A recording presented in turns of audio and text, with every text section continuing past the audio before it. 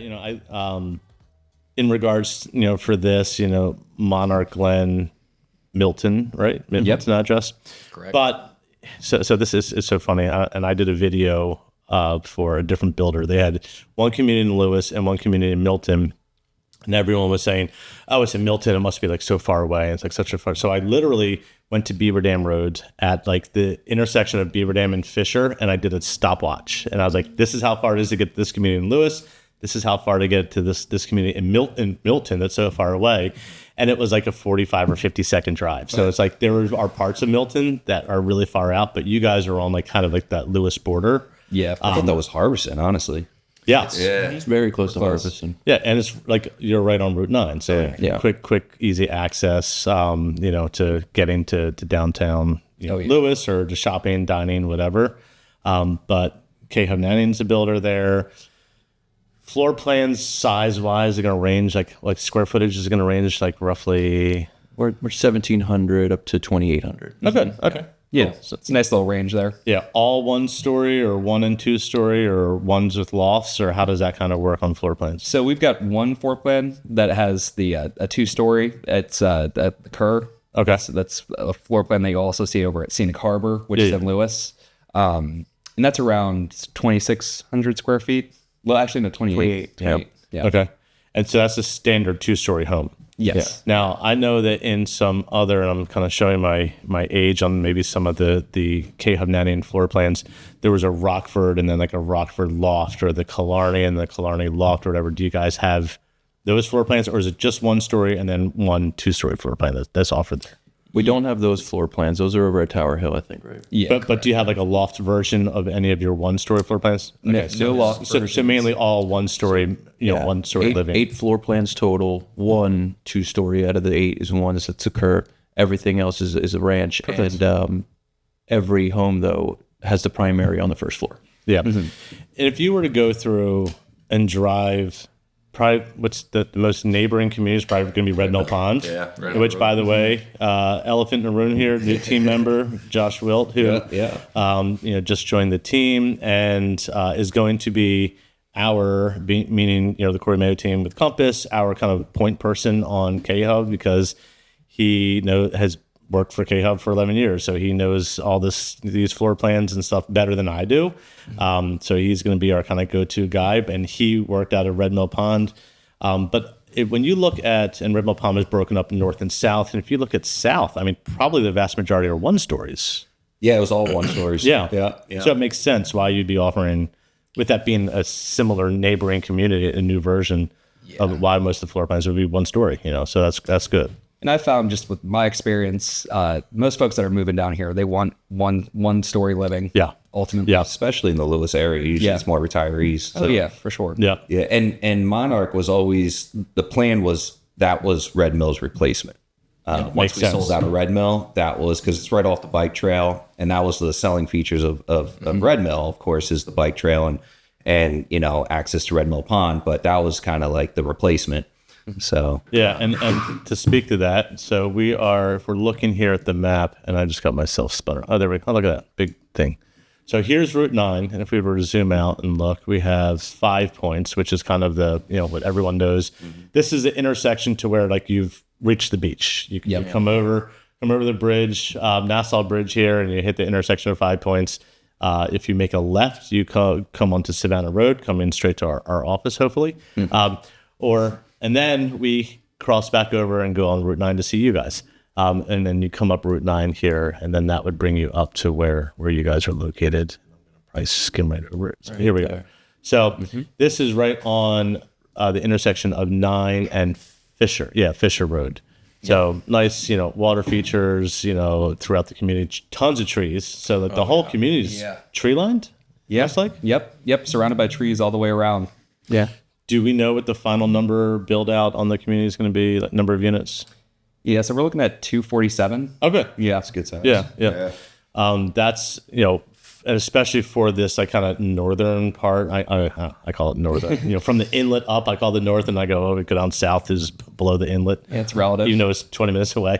But for the northern part of coastal Delaware, that 250 range is a typical good size, because When you're smaller than that, you end up getting smaller amenities. At that size is when now it makes sense that we can have a bit more established amenities, which you guys are going to have some pretty established amenities. Oh, absolutely. Yeah. Yep. So what does that look like? What type of amenities are we going to see there? So besides the 6,000 square foot clubhouse, that being a big one right there. Okay. Our community is really leaning in on the fact that it's surrounded by woods. It's connected to the Georgetown Bike Trail. So there's a lot of unique amenities added to it. I think I want to get to that before we even talk about the clubhouse. Perfect. So one of the cool things that we're doing at our community, first, you see all the woods. Yep. So there's going to be walking trails in the woods connecting to that bike trail there. If you want to point to the bike trail, or you see it's a direct bike trail. That bike trail goes right into our property or where the parcel is. So we're going to have a walking trail that connects right into it. It's kind of giving customers their own little private, we'd say hiking, walking trail that connects right to that bike trail. And of course, it's a big selling feature for a lot of people. They want to bike, they want to be outside, they want to be able to walk, and that gives them that access. What's the time frame on that? Do you know when they gotta get that in? Yeah, so we're going to be that bike trail or the connection to the bike trail is going to happen right around the same time that we start the clubhouse. The clubhouse is, give or take, going to be aiming for back end of 2025 or early 2026. Makes sense. Yeah. Yep. Well, and the other cool thing is a lot of communities, they tout that there's like walking trails, aka sidewalks. Right. Yeah. There is a difference. A sidewalk is a sidewalk. A walking trail going through trees is a walking trail going through trees. So there is a total difference. So that's cool that, but you have the acreage to be able to do that, which is nice. Yeah. And this is where, and correct me if I'm wrong, Nick, I think you may have been kind of alluding that this is going to be the direction that the community will kind of lead, start to direct towards that. Right around that area, you're going to see that trail that's going to be that direct access to the Lewis Georgetown Trail. Well, and to speak about that for a minute, pardon me, the Lewis Georgetown Trail, for people that don't know, this is part of the Rails to Trails initiative. This is an old train track that went from Lewis, and we'll scroll out here, went from Lewis. You can almost kind of see the line. Yeah. If you look at the map, where it's cut through, it went from Lewis into Georgetown. And if you were to cycle that, I mean, I guess some people will run it too, if you really want to. But I believe is it 20 miles each way? Full end to end? I think it's a little bit under 20 Is it miles. 14. But Is it 14? Okay. yeah. I think. Yeah. Yeah, I think so. So that would get you. I could have been thinking it was 10 each way. But you can literally, like, if you were here, hop on the bike path, ride all the way down into Lewis, then pick up the Breakwater Junction Trail and ride all the way down into Rehoboth, and then take the ad down onto the boardwalk. Yeah. With like minimal exposure to cars, which for people that are moving here. As we were talking about, I lived in North Wilmington before, and I was big into cycling. And North Wilmington does a fantastic job it's a very cycling friendly roads, massive bike lanes on either side because there's a lot of cycling up there. Down here is like decent for cycling on roads, but the back roads are all country. I mean, zero shoulder. Number one. Number two, the big thing is also the people that you're riding around. We have vacationers, and when vacationers come down here in the summer, it's like they take off their like I'm a normal person hat, and they're like, now I'm a vacationer hat, which means I have like no brain. I don't have to think. I'm just like kind of driving around. So they're just like driving. They're like not paying attention, and like people get hit and whatever.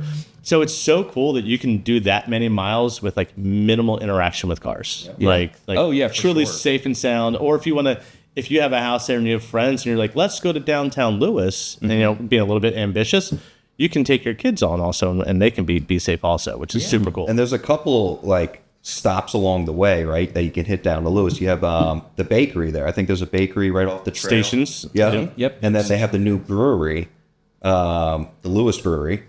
Right Yeah, here. it's right down the road. Up the Right street. off the trail, so it's a nice little That's ride. a great way to make your ride home a little adventurous. Yeah, Hang there out you there go. a little bit too long. But you're right. And again, kind of outside of this area, when I was in Philadelphia, there's it's called the Schuylkill Trail. It's along the Schuylkill River, and there's a bunch of restaurants that they now opened up the back of it to have access for the cyclists to come in there.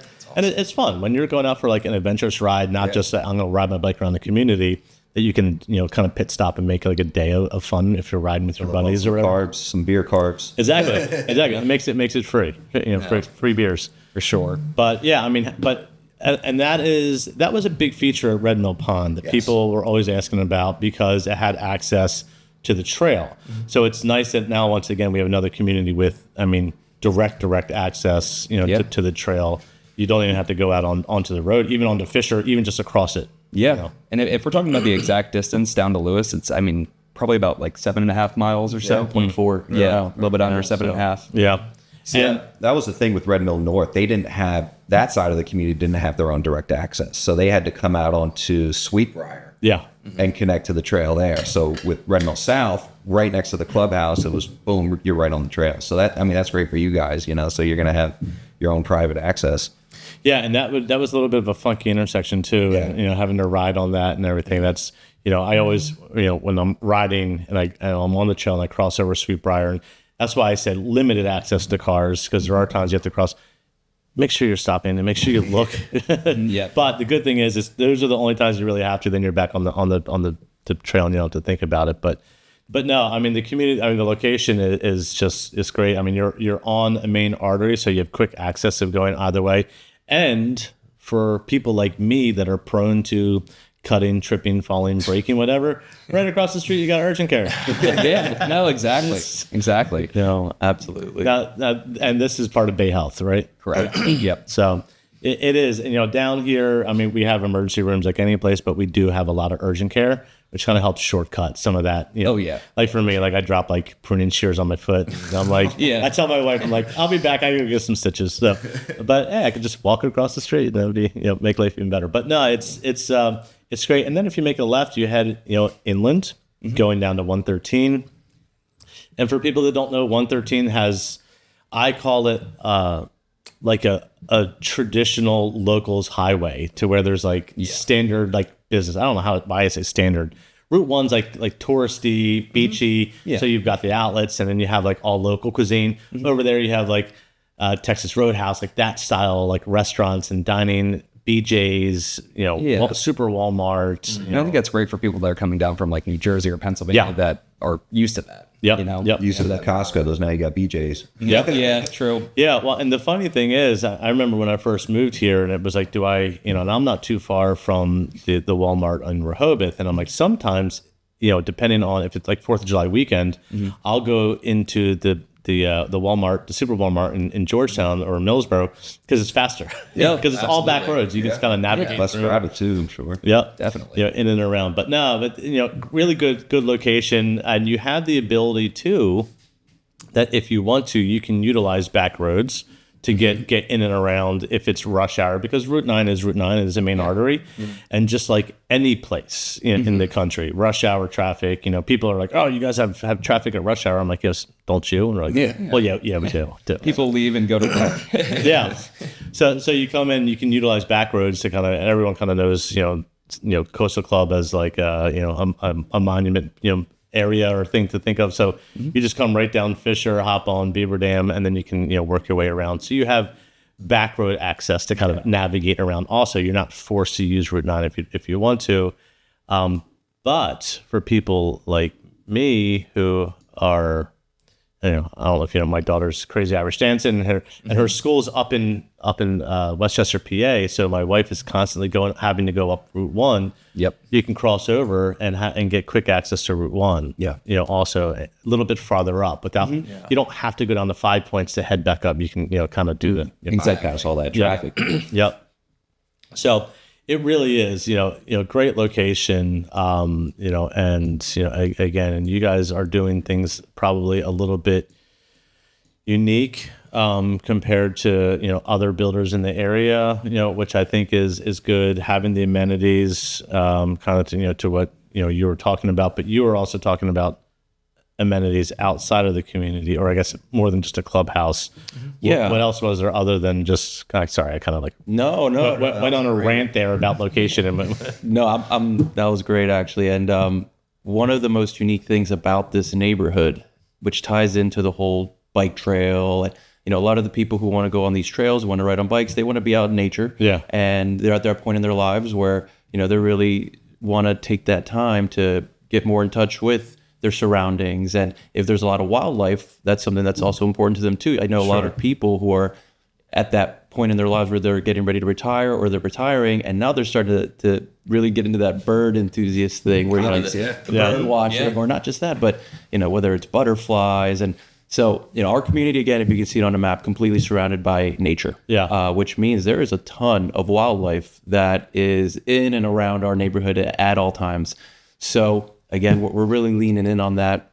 Name of the community, Monarch Glen. Again, monarch being the monarch butterfly. That's our logo as well. So one of the really cool things that we're doing, absolutely unique to us, we're going to be setting up throughout the clubhouse area and around the models, pollinator gardens, butterfly gardens, bird feeding stations, bird viewing areas, hummingbird feeders. We're going to go all out. Awesome. We're going to make sure that as you're driving into the neighborhood, it's a joke, but I think it's going to be true. You're going to think you're driving into a Disney movie. You're going to see birds flying all over the place. Stick your hands out and landing on your hands and arms. But that's at school, because you have the option. You can either not do that and just have it be more traditional, or entice them to kind of come in to add that extra kind of touch to the community. And it's kind of to Nick's point, you said when you first got here, playing on the name, of the Monarch Glen. So I think that's awesome, and I'm excited to see as we get farther into it and that stuff now gets implemented. Kind of the vibe that it's going to give, because that's absolutely going to definitely be a unique thing that you don't see many pollinator gardens. No, I had a listing once that had a pollinator garden. People were like, "What's that?" So no, that's really, really cool. One of the things that we're hearing from people who are coming in early on right now, we're doing our soft grade opening right now, but one of the things we're hearing from a lot of people who are looking at communities is they're saying, yeah, these houses are great, they're beautiful, they're just in the middle of a field. They're in the middle of a farm, a farm field. And Got to use your imagination a little bit, right? Yeah. Driving into the neighborhood, you just seeing them all just stacked next to each other. Gorgeous homes, don't get me wrong, but there's no character to the neighborhood. Yeah. Absolutely opposite of what we're going with Monarch. I mean, you drive in, and first you can't even see the neighborhood as you're from the street, Which I love that. Yeah. It's very secluded. Very secluded, private. Our whole kind of theme is private resort style, almost mountain house nature getaway. Yeah. The clubhouse is going to be lodge inspired. We're going with rustic colors, a lot of wood. That's cool. It's gorgeous, and again, this is that kind of demographic of who loves the trails and who wants to be. They're falling in love with this. We're going over our amenities, and they want to be in the neighborhood. We haven't even seen a floor plan. There you go. It's like, I want in. And how many sales you guys got in there now? So again, we haven't really. Our models aren't even open. And we've already had 3 contracts. Good for you. That's awesome. That's awesome. That is fantastic. They're starting to move. Speaking on the models, I know some of your communities you do like model parks. So you guys going to be doing a model park there, or like multiple models, or just one? We got 2 models. Okay. You got the Tacoma and we have the Barcelona. Okay. And I actually like how we've designed both of those models, because you walk into the Tacoma, you're going to see a more coastal interior. So it gives people that image if that's what they're looking for. Yeah. You go over to the Barcelona and you're going to see that rustic, more woodsy look when it has our farmhouse interior, and our Tacoma has the classic, which is a lot more white. Yeah, it's nice that you did that, because people buy what they see. So it's not, if both of them are both one direction, and one person may say, I wonder what this would look like, if it were one way or the other. Yeah. So it's nice that you guys were thinking forward enough of that.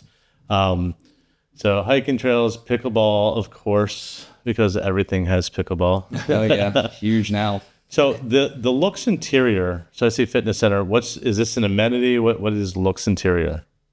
So Looks Interior is something that Hovnanian, I think we launched that like a year or 2 ago, and it's basically used to simplify the customization process. Okay. So we have 4 different looks. We have the Elements, which is more basic standard.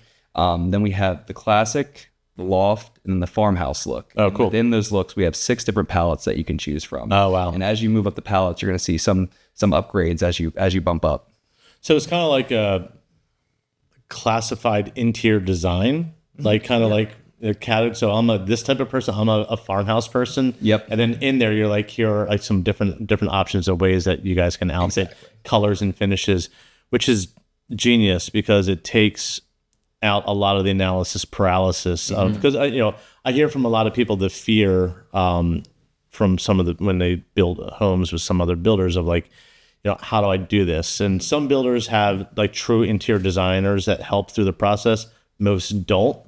So they're like, I like these pink wallpaper, and they're like, sure, go for it. And the interior designer will probably be like, are you sure that's what you want to do? So it's nice that you guys probably have someone that has some interior design that was like, we're going to help kind of put, not guardrails. I don't want to say guardrails because that makes it seem like it's restrictive. It's not restrictive, but like this is going to help be cohesive, from like the front door to the back door, from the floors to the ceiling.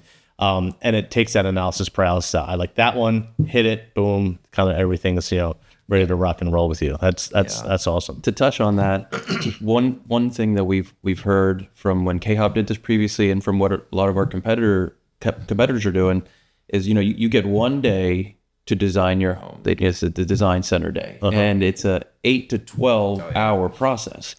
So, I mean, for starters, halfway through, these people are exhausted. They're absolutely mentally exhausted. So by the end of it, you're not even mentally capable of really making. You're just kind of like, let's just finish this up. Yeah. And then the house gets built, and they're like, I wish I had taken better time on this because this isn't really what I wanted. Not only that, but a lot of people go into these design centers with a certain price in mind of what they were spending on the home. They were given the base price, only to, again, halfway through, 3/4 of the way through, realize they're about $150,000 in options in here because they had to choose every single thing in the home, and they're kind of heartbroken at that point. And realize they just priced themselves out on the home they really wanted. So this looks thing has been huge for customers. We've gotten a tremendous response. It's simplified it. They get these professional designers to choose it, but we still give plenty of options and customizations for you to choose exactly what you want. Yeah. So with that, if we walked in there and I said, farmhouse style, and then I looked at those pallets, not a physical sticker, but you have a price tag on each one. So they know how much. So it's like, okay, here's a base price. I put on my options, structural options, whatever it might be. And then I pick I like this style, and like you have like a realistic idea on what the price of your house is. Absolutely. To your point on that, I worked for a builder before, and the number of times that we had clients leave selections upset because they didn't front load a lot of the options into it. So, they're going through and they're thinking, hey, this house is going to be $400,000. And like, yay, we're so excited. We put our house on the market, we sell it, we go through selections, and then they walk out and they're like, how did we get to 550? Where I thought we were already building our dream house, and now they're upset. How are we going to afford this? Maybe they don't qualify anymore. So what's your option? You sold your house, and now you're left with this. Our only option is we either need to somehow come up with a way to qualify for it financially, or B, even if you do qualify, we got to spend money that we didn't plan on or didn't really want to spend on it, or we have to compromise. And we have to bring out all of that dream home stuff of like, because so many people are like, I'm coming down to the beach. This is the home I'm going to die in. This is the last place. I'm going to be at my beach house. I want it the way that I want it. And now they can't do that. Well, that stinks. So it's really cool that you guys are able to front load not just the price, but the vision. The vision of the house, and like and really have an idea on like, this is what we're getting, this is what we're going to get. Yeah, and it's great for setting the expectation for the buyer. Yeah. Ultimately leads to them not being disappointed at the end of the day that they've priced themselves out, like you said, Andre. Yeah. No, I think that's huge. I think it's a definitely a unique way. I've seen other builders that do pallets, but it's literally just like pallets, and it's like shades of gray. It's like, I know before I left, they were working on a new website. That's up and running now. Oh yeah. So I think on the website you can actually design your house before you even come and check out Monarch Glen. And you can see the cabinets in the kitchen and the floors and the countertops and all the finishes, all the looks palettes. is this it right here? The looks interior? So our website, specifically our community, being so brand new, gotcha. Our design and price is going to be up and running in about 2 weeks. You go to some other communities though, and he's right. You go in there, and I mean, from coming from different communities, I can tell you that there's sometimes you meet a customer for the first time, And they're like, here you go. There we go. We've already built a house. Easy. Pretty sure you can design it, and then you can email, like as a customer, you can design it on the website, and then it'll email it to the sales consultant in that community, and they already know exactly what that customer wants. That's awesome. Yeah. That's really cool. No, it's innovative. It's funny. I told you guys I worked for a marketing firm in Philly that just worked with builders all around the country. And there was always this kind of discussion on like the online build process. Is it good? Is it bad? How does, and I think some builders have this, but we want to remain in control and we don't want, the builder or the client to have that option. And others are like, if we do it properly, we're not going to, because, they're afraid that they're going to do that and then go shop it with another builder. But if you do it properly and you launch your community properly and your pricing's proper and all that, instead you're giving them the ability, especially in an area like this where so many people are buying here from out of the area. They're not like, hey, it's, we just finished dinner. Hey, should we go look at this community and drive around the corner? They're 4 hours away. So that you can front load the work so much from their standpoint. They can gauge, is this community right for us? Ultimately, their best bet is to take that and then come on down to our office and sit down, and we break it all down. And yes, and then we help them through that process, and then take you and show meet with you guys to kind of drill that process down even deeper. But it gives them that option of getting a sense of it, of what the home would be and everything. That's great. It's really good. What are I'm assuming, like most builders, there's probably lot premiums. Not every lot is the same price. So like, what's the range on like lot premiums? Obviously, there's some that are zero. Well, that's one of the great things about when a community first starts up is premiums are going to be the lowest then. 100%. So right now we have multiple lots that have wooded backyards with $0 premiums. Wow. It's one of the, I think, approaches that KHOV is going with Monarch Glen is right now they want this first phase 1 and 2, from what I've been told, to be an incredible investment for who's going to be our first customers. Yeah. They're going to get $0 premiums. They're going to get prices on homes that anywhere else for the quality of build that you're getting is you're starting at $700,000. They're going to be under $550,000. Yeah. I mean, and you guys have a lot of inventory homes, right? Specs. Oh yeah. Yeah. What's the time frame on the specs?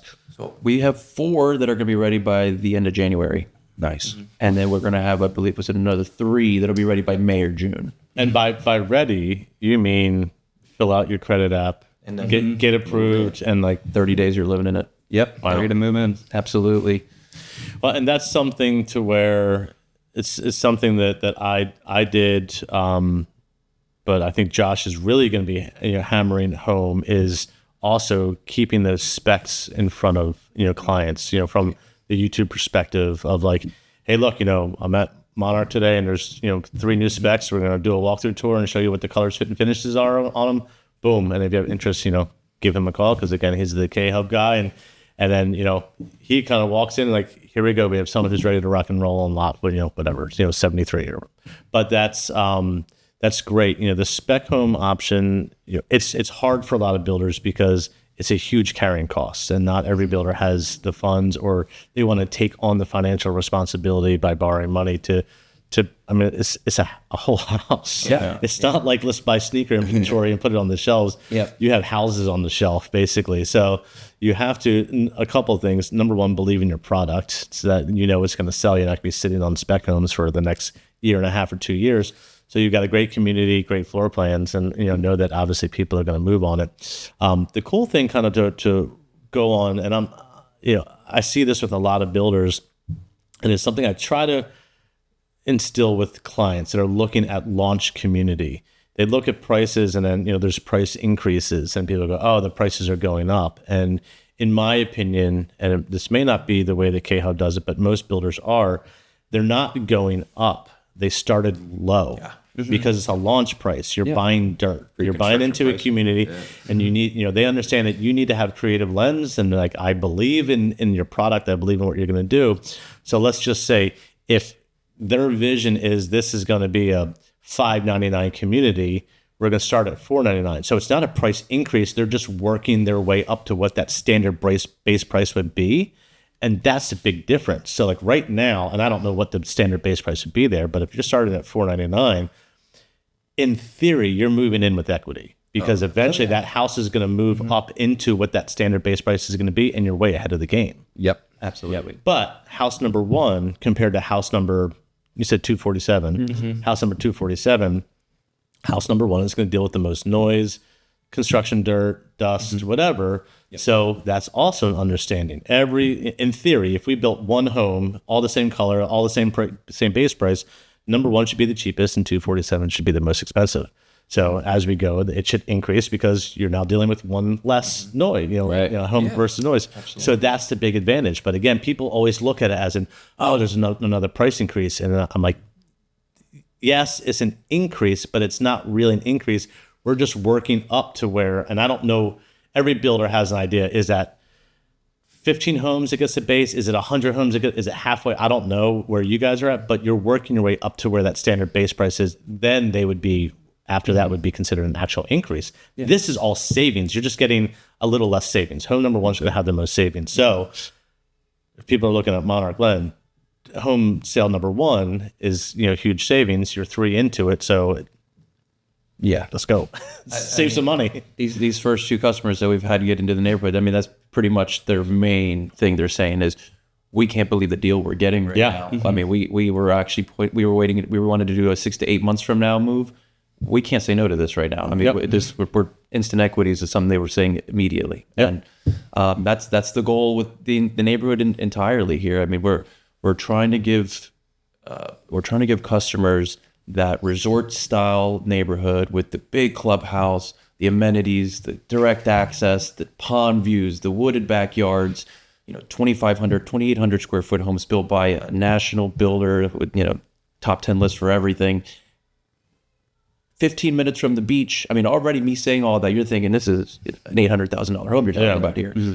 Now, $499 is where we're starting at. Average price around $550. Even our top homes loaded, you're at $600, $650. So it's an incredible deal that we're doing here. Absolutely. Mm-hmm. Yeah, and again, I know I talked about it before, but to kind of reiterate, we talk about 2 style amenities. One is going to be community amenities, which is the clubhouse and pickleball and having access to the bike trail and all that, which is great. But then we have local amenities, and when there's as far as like what's in the area, and when you're talking about $500,000, I mean, you go in towards Millsboro on the northern side of Millsboro. I mean, you are in the middle of nowhere, and there are homes that are $500,000, and you're driving 15 minutes to get to gas stations, to grocery stores, whatever.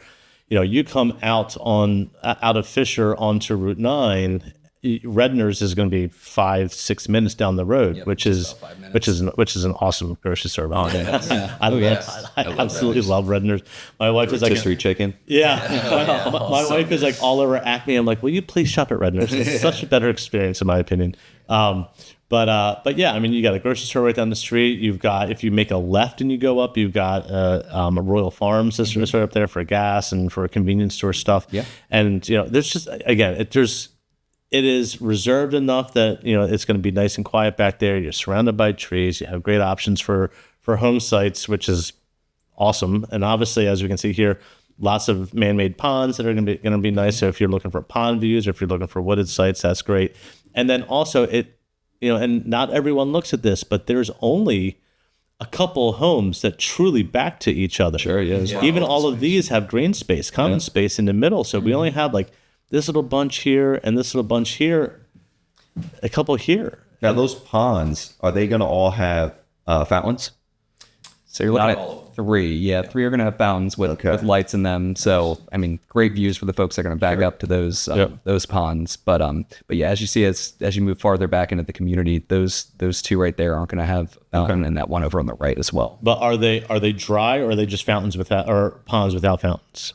There's going to be ponds without fountains. Okay. Yeah. So but it's a wet pond. Yeah. And I don't know if you want to go back to that one picture of the Google Maps satellite view really quick. Yep. You notice how that water is very blue there on the right? So, one of the cool things that KHOV does is they work with it's a builder who provides materials, usually a lot of sand, but then water. Actually, if you zoom all the way out, you can see exactly where we're getting it from. Go all the way out and then go up towards Milton a little bit. Good. See that? That on the left. Oh, yeah. Yeah. So what our trucks do is they go up and they pick up sand from here, and then big water trucks come and they make sure to keep that water bright blue. This is spring-fed water. So just like you see how they fed that one, we're going to continue to fill the other ones up. If you go back over to Monarch Glen, you'll see some of our ponds are not filled up yet because we're going to wait. Obviously, we don't want to fill them up, especially you guys saw what happened in October with no rain. Yeah. You don't want to lose out on that good water, but every one of these ponds is going to be bright blue like that. It's gorgeous. I mean, filter. yeah. You wake up and you look out in your back porch at the pond and you think you're staring at the ocean because it's got that green right on the color. It's gorgeous. Yeah. Yeah. No, I think that's great. And again, I think that there's a recipe here of, again, ease. A lot of people that are coming down here, and I do a ton of new construction, and I have tons of clients that are coming in and talking about their experience of moving from New York, New Jersey, Connecticut, or DC, whatever. And I don't know, maybe get a resale, and but I don't know if I want to build. It's there's so many. I don't know if we have the bandwidth to do that. It's so difficult. And number one, people don't realize how easy it is to build a home nowadays. So you get a home, what you want, where you want it, and the way that you want it to be, which is huge. But when you're comparing it to resale, and the thing that people forget about a lot, in most cases when you're looking at resales, most people that buy a home on the low side end up putting about $25,000, making it their own. Yeah. Mm-hmm. Replacing old carpets and toilet seats. Everyone, you got to put on new toilet seats. So so you take the price of your house, and you should be adding on that $25,000 roughly, and some people even more. I'm going to gut the kitchen right from the get go. Yeah. That needs to be incorporated into your overall price of the home. Oh yeah. Or you build a brand new one exactly the way that you want it to be, with a warranty. With the and more so. And a resale is almost always going to be some level of compromise. Because I had this saying a couple of podcasts ago, why live in someone else's dream when you can build your own? Yeah. And I was like, oh, that's such a great saying. But it is. I mean, that was someone else's dream. They built that house on the lot that they wanted. So that you may really love the house, but you're like, we can deal with the lot. Mm-hmm. Or you really love the house or the lot, and you're like, we can make this floor plan work. Or they didn't put on the screened-in porch, or they didn't whatever, or they did put on the screened-in porch, and you don't care about it, but you got to pay for it because they have the buyer or the sellers have an attributed value that they're adding onto it.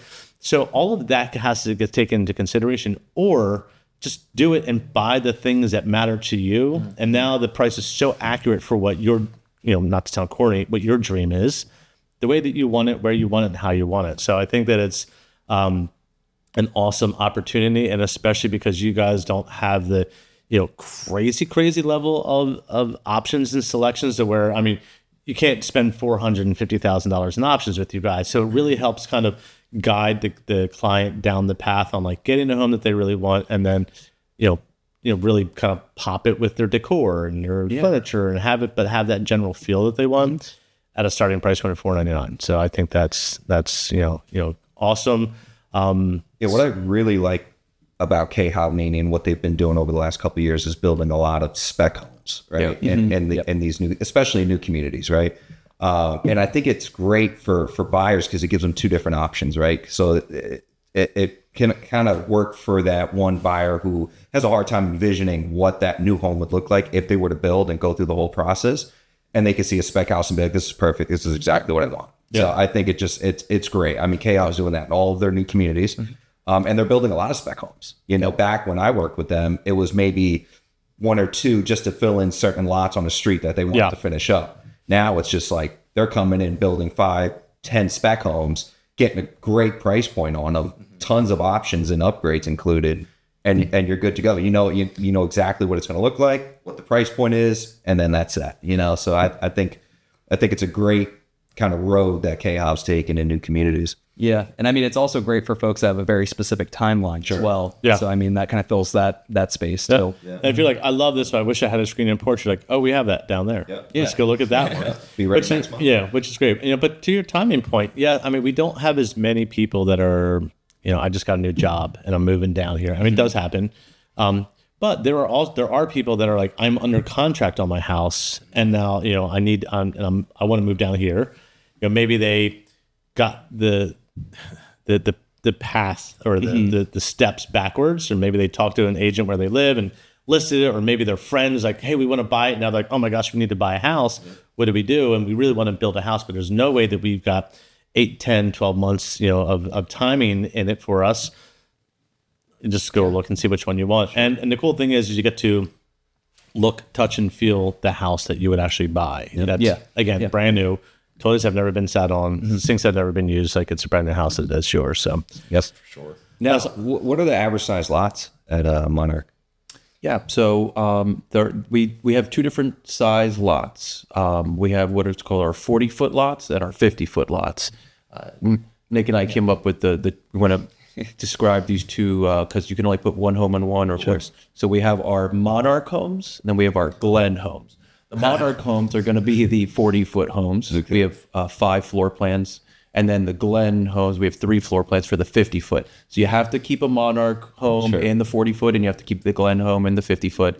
But as far as square footage, and again, they all differ based off the curvature of the street, how it backs up into the woods. I would say on the low end, it's around 8,000 square feet, and then we have some that are around 11,000 square feet as well. So they're big. They're big lots. I would say that as you get down towards the back of the neighborhood, which is going to be phase 3 and 4, actually, no, go up a little bit, right up around there, back there. Those have a real nice back end curvature to the backyard. So everyone's getting these big backyards. Like pie-shaped in the back. Yeah, pie-shaped. And then that part of the neighborhood we're excited for because right behind it, on the other side of those tree lines, is a beautiful horse farm. And there are just horses galloping there all day long. You're going to have some cool views, And it was great premiums. Oh, horse view. Yep. First time you see that. Now, where's the amenities, like the clubhouse? It's going to be right there in the middle? Yeah, right there in the middle. I see it there. It's going to be the first thing that a customer sees when they drive into the neighborhood is our big cool clubhouse. We have some beautiful renderings available, and it's rustic, it's lodge inspired, a lot of wood, that stained wood look, and it's 6,000 square feet. It's going to have plenty of open grass space for people who want to just kind of lounge out on the grass. We have a lot of picnic areas. We have fire pits. The butterfly garden and the bird viewing areas are all going to be around there. Nice. It's going to be beautiful. We're really excited about it. So I would think it's a low maintenance community, right? HOA cuts the grass. What are the HOA dues looking like? So we're still waiting on the budget at the moment. Okay. We're thinking it's going to be somewhere around $200 a month. The responsibility of mowing the lawn, landscaping, that is going to be the owner's responsibility. Okay. But as far as like snow removal, common area maintenance, that's all going to be taken care of by the community. I'm actually one of the few agents out there that's a fan of when the grass is put on the owner's perspective on their plate for a couple of reasons. And I, for people that watch my driving tours in certain communities, I always talk about this. But when it's January 15th and like your bill comes in, you pay for it, and you look out the window and the guy's not cutting your grass, of course he's not cutting your grass. It's January, but you're still paying for that. Now, there's some advantage. Some people say, hey, well, I just don't want to have to think about it. Cool, that's fine, not a problem. But when you have the opportunity that the stars align, that a community that you're looking to be in also doesn't have it, a couple of things. Number one, you only pay for it when you have it. So if we go on the flip side, July is like a super hot month. My guy comes up and knocks, because I live in the area where in my community, I pick it. He knocks, he's like, hey, look, it hasn't rained a whole bunch. It's really hot. I think we shouldn't cut. Hey, I trust you, man. I'm not, I don't cut grass. I don't have to pay for it. So it's great. Yeah, exactly. Number two, if he starts doing not a good job, I can hire someone else. Right. Yeah. Which is nice. So or if I want something special, I wanted my grass cut with a real mower or whatever, you can kind of do it the way that you want it to and not be forced to pay for it. And you only pay for it when it's being done. Right. Yeah. So it's kind of nice versus if they bumped it up to $250 a month or $275 a month to include grass cutting. And again, December, January, February, March, or whatever, you're paying for grass cutting when it's not even the grass isn't even cut. So that allows your money to go towards a 6,000 square foot clubhouse and more amenities, which is awesome. So great point. Love it. Awesome, guys. I think this is great. I think what we'll do is continue, doing this if you guys want to, as we kind of progress through the community and more sticks get in the ground and sales go up. One thing that we do, kind of, not to outside of you guys, but what Josh and I can provide is that we can get, if someone's looking at a particular lot and they go, I want to get an eye, we can get aerial footage, video on.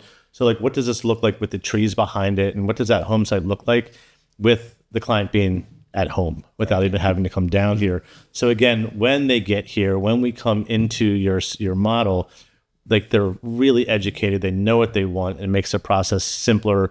Hey, I'm glad it's easier for you guys, but most importantly, it's simpler on them. They can kind of come in. They really know what they want. They've gone through the looks interior process. We've sent them aerial footage on the home sites and pictures, whatever. And it's a kind of a really simple process for them. They can kind of come down, drill in, sign their contract, and start the process and start getting built. And I'm going to diverge back into the conversation. For people that are doing a to be built, what is roughly, let's just say site work's done, the road's out front, what is the, based upon the queue, obviously, but what is the from contract to keys time frame typically for you guys? Gonna have like 5 to 7 months. Okay, it's pretty standard. Yep. Yeah, realistically. We're getting the permits pretty quick these days. That's usually the one that we say it's 30 to 60 days. On average, it's been 30 days. And if that's the case, 4 months from that point. So it's the Cal's good at what they do. They've been doing this 60 years. They got it down to a science. A lot of builders I know are here now. Sometimes it's over a year that they're waiting for that house to get built. So especially smaller and custom guys, a lot of the production builders, they have things kind of fast tracked with county. When you're doing a custom home or even a semi-custom to where, you start with the base plan and then you can make changes, well, it needs to get re-engineered. Architects need to get involved and then resubmit the plans to county to make sure that they're like, this is safe and you're allowed to build this versus like, hey, look, we have all the options already kind of run through. And so it makes it faster. And, when you're doing 3 homes a year, you're kind of a little bit lower on the priority list. When you're doing more, they kind of help get that stuff through. So I think that's great. And that's a pretty standard time period to expect. Because again, a lot of people also, they need to sell your home. So that gives them the time to get the house freshened up, cleaned up, emptied out, whatever it is, get it ready to sell, and then, close on it. And then, hopefully get those stars aligned to make it close. But guys, this is awesome. And again, for people that are watching, if they're interested in the community, Josh is going to be our front runner. I'll have all his contact information there. So give him a call. He can definitely gear all this up. And again, if you're looking at a lot, we can get some drone aerial footage of video and stuff. And then again, kind of help get people into your community that are going to have great experience. So yeah. Excellent. Awesome. Guys, thanks so much for coming on. I appreciate it. Thank you very much. All right, guys. All right.